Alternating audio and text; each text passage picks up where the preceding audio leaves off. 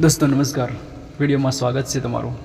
दोस्तों આપણે આજે એવા સિંગર વિશે વાત કરવાના છે જેમના લાઈવ પ્રોગ્રામો અનેકો હતા, જેમાં જે જયેશ ચોડાનું નામ ચાલે છે એ સમયે પણ આ સિંગરનું નામ ચાલતું હતું અને આ સિંગરનું નામ છે અલ્પેશ ચોડા, જેઓ ઘણા બધા લાઈવ પ્રોગ્રામ કર્યા હતા અને એમને ઘણા બધા સોંગ પણ આપ્યા હતા, જેમ કે પ્રેમનું પરિણામ, પછી જો તમે સાથે હોત તો તમારી યાદ ના હોત, આવા અનેકો સોંગ આપ્યા હતા અને એમનું છેલ્લું લાસ્ટ સોંગ એક હતું જે આપણે લાસ્ટ વિડીયોના અંત સુધી બતાવીશું કે એમનું લાસ્ટ સોંગ કયું હતું।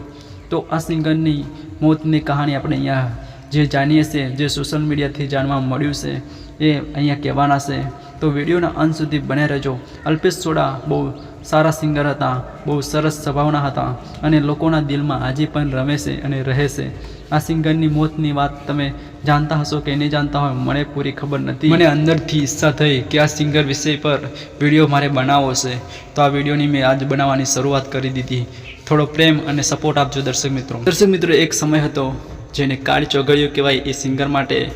2020 હતું અને 2020માં અલ્પેશ ચોડા આ સિંગરનું મોત થયું હતું અને આ સિંગરની મોતની કહાની બહુ દર્દનાક હતી, કેમ કે એમનું શરીર એક કેનાલમાંથી મળી આવ્યું હતું, જેમની અવસાન બાદ જે શરીર હતું એમના એક કેનાલ પરથી, મોટી કેનાલમાંથી મળી આવ્યું હતું અને પૂરું આખું સળગેલું હતું, જેમનો ચહેરો પણ ઓળખાવામાં ના આવી શકે એવો રીતના થઈ ગયો હતો।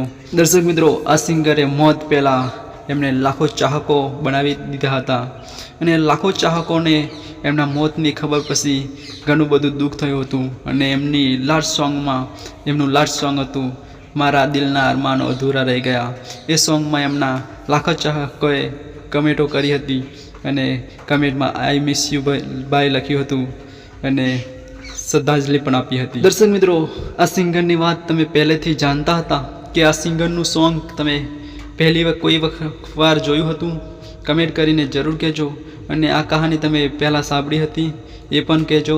દર્શક મિત્રો, આ સિંગરની બાયોગ્રાફી તમારે જોઈતી હોય તો પણ કમેન્ટ કરજો। જય માતાજી દર્શક મિત્રો।